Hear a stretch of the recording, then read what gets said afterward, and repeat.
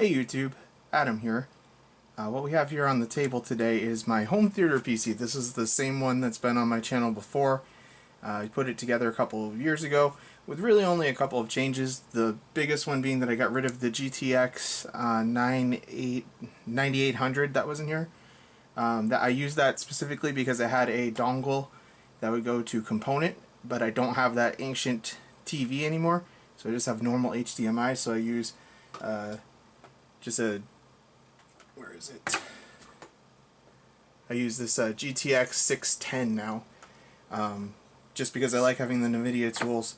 And right now this has an i7, first generation i7 875K, which does not have onboard graphics anyway, so it needed some sort of graphics card. I'm going to continue using that just because I like it. This is the board that was in here before. It is a Gigabyte GA855M-S2H. This is an old board. This is the first generation Core series, the modern, I think it's 1156, so it's before the 1155 or the 1150. I have this Noctua cooler, which we're going to be moving over. It's way overkill for the processor we're going to be using, but it's what I have handy, so it's what we're going to use. And nothing else in this section except for, I guess, this fan adapter is going to be retained. So put this thing away. We'll take the cooler off later. It's a big pain to do. So this is the replacement board. This was one of my FreeNAS machines. It still has the Celeron G530 that I was using. It only has 8 gigabytes of memory installed in it. The other one had 8 gigabytes as well, the previous incarnation of this. I've gone ahead and already hooked up the headers because it's easier to do. I have enough slack in this particular case that I can do it with the board out. So I'm going to go ahead and plug that in, I guess, as well right now, just so that that's done. The CPU that we're actually going to use, oh, I didn't say the model number of this board. It is a GAB75M-D3H. It's pretty similar. I mean, it's exactly the same layout. The slots are the same. It's just got a few more modern features on it. The CPU that we'll actually be using is a Pentium G2020. Now, this machine, when I originally put it together, had an i3-530 in it.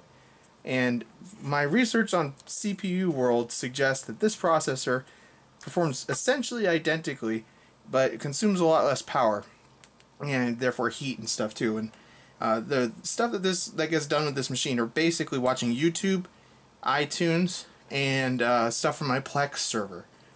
It doesn't do much, so I think it'll be just fine with that CPU, especially because it was fine with the original 530 i3, so if they really do perform similarly, then it won't be a problem.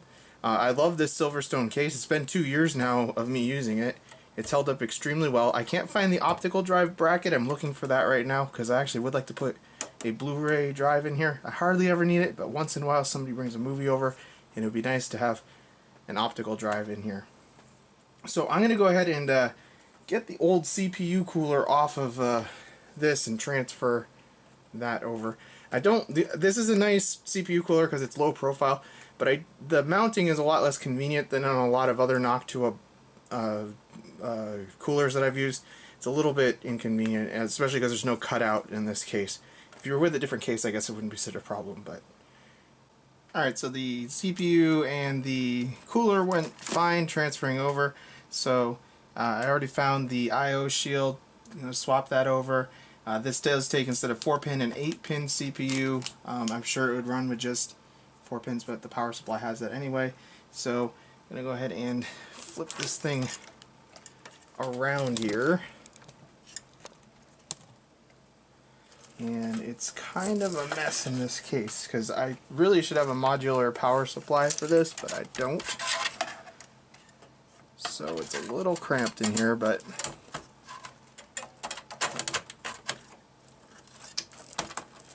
alright, good to go. So I'm just going to screw this bad boy down.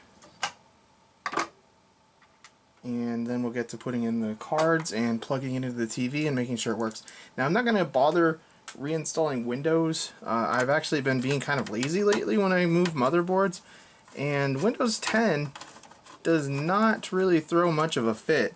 Compared to other versions of Windows, it's outright pleasant about it. It's just like sometimes there's an activation thing you have to go through on the phone, but it doesn't blue screen, it doesn't panic, it doesn't do any of the other things that Windows has done for so very long. Since, like, really, I don't know how many of you remember the days of hardware profiles in Windows 9X, but it's been a long time since Windows behaved that nicely. And I was really surprised. I just, as a matter of course, usually reinstalled Windows because it was such a pain with, you know, trying to repair things in Windows XP, or, well, XP was the worst, but Vista, any of them. So I got all of our front panel stuff except for this USB hooked up. Don't need the adapter anymore. This board actually has USB 3, so that's handy. Assuming the pins aren't bent. What's going on there?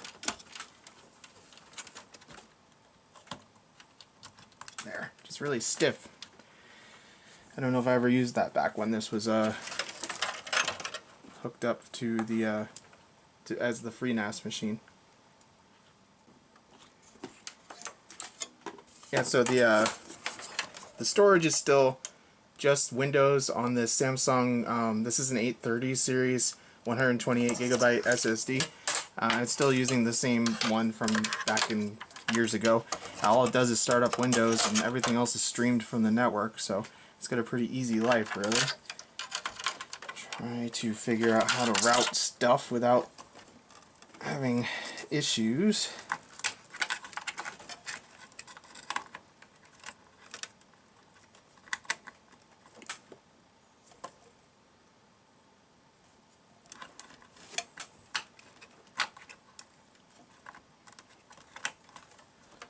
Unfortunately, I don't have a shorter SATA cable, and I'm having to use a Molex adapter still. This is because there's still a little space in this case. This is one thing to be aware of in this case, that if you have right angle connectors for power and you use an SSD, it doesn't actually allow for space for that to plug in. And this case has right angle connectors on all the SATA power. So I'm just using a Molex adapter that's a straight adapter. It'll be just fine. Alright, so this is the video adapter that I'm going to continue using. Like I said, it's a GeForce, I believe it's a 610, a GTX 610. And these are nice little video adapters, and like I said, I mainly just have it to have access to, instead of the Intel onboard graphics, which I believe the Pentium chip does have, I prefer to have the NVIDIA control panel. It gives me a lot more control over everything. I have this hooked up to a TV, and so there are overscan issues that I have to contend with and all of that, so it's just a lot better to actually have that kind of control. And then, as I always do, I kind of got in the habit of this, I guess, because of FreeBSD. I'm using an Intel adapter. I don't like onboard Realtek. I avoid it as much as possible. And we have an open slot here, so there's really no reason to use the onboard NIC. This doesn't really do a lot of like ridiculous data transfers. It's just streaming stuff, but it's there. Might as well do it. Try to stay all Intel. And then I just have this ridiculous little bracket that goes back.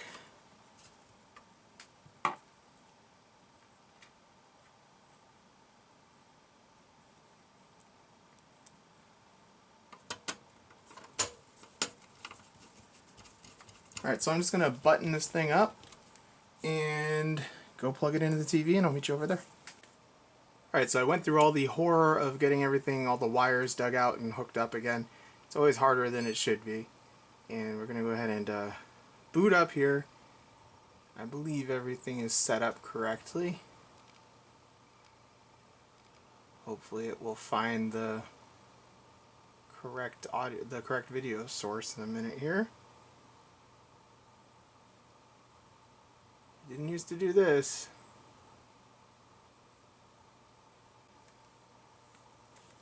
The heck resolution did it put it in?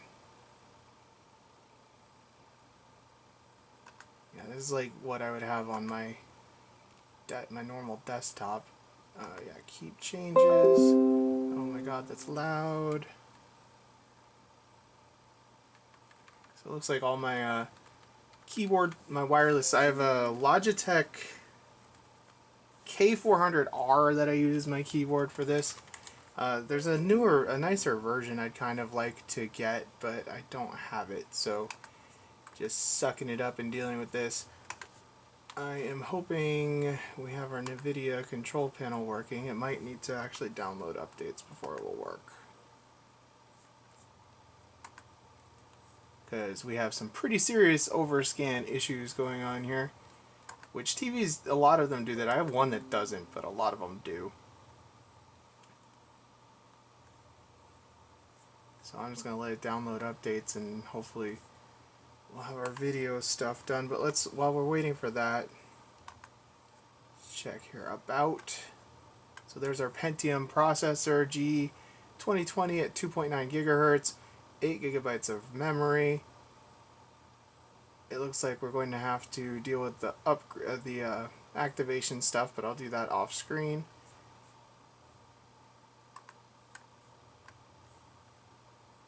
I don't know what's going on with the NVIDIA stuff. We might have to actually manually go download the NVIDIA drivers like cavemen.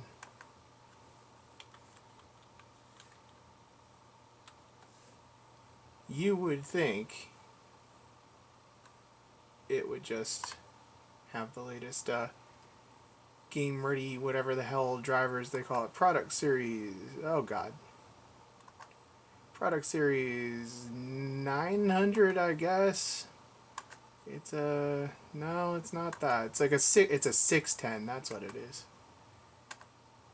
And there we go. Boom. 430 megabytes, my god, NVIDIA. Alright, well, I'm going to deal with getting these updates done and get Windows activated again, and then we'll see how Plex and everything has fared as well. Alright, so we got Windows reactivated. I'm starting up the machine again. It still boots just about as quick as it ever did. I'm sure it's doing some updating right there. Oh god, it's so loud. Well, that's interesting. I've never used the onboard audio on this, and it is putting out some distortion. I have to double check to make sure I even have it plugged in correctly, but that's not very pleasant. I'm updating the drivers, hoping that it will correct the issue, but I guess we'll see.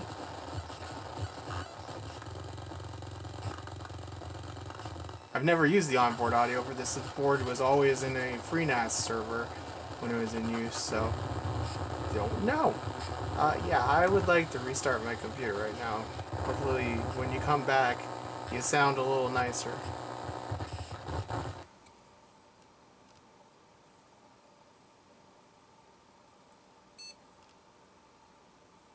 So this is how fast it boots up. It just installed a driver too, so that's going to take a little bit longer, but as you can see, it's pretty much as fast as any machine would be. Still got real distorted sound though, I'm going to have to figure that out. So the audio, I assume, is probably a problem where the front panel audio connector is picking up some sort of interference. It's an electronic interference sound, to be sure. So something is probably touching it, and it's like it's not shielded well enough for something. So I'll have to take it apart and I'll look at that. But for now, I'll just use the HDMI audio on the front panel. I mean on the TV, so the quality won't be quite as high. But as you can see, the Pentium's fine for YouTube. This is one of the videos on my own channel. This is 1080p at 60 frames per second, so doing just fine with that. And we can open up Plex.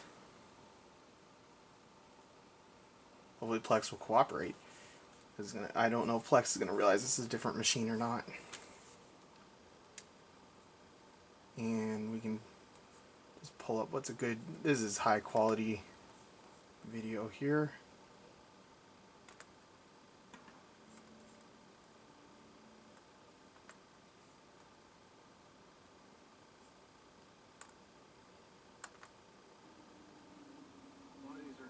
So you can see